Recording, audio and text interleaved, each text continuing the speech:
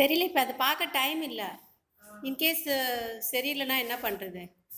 ஒரு ஃபாஸ்ட்டாக ஒரு ஜூம் போட்டு எடுத்துக்கலாம். நீ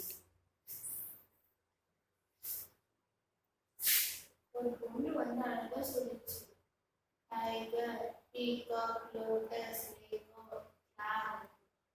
அது கிரேப்ஸா, பீஸ் ஆஃப் பாலா. அப்போ அவங்க வந்து கேட்கலாம் சொல்லணும், பீகாக் ஃபிஷ் அதுவே சொல்லு.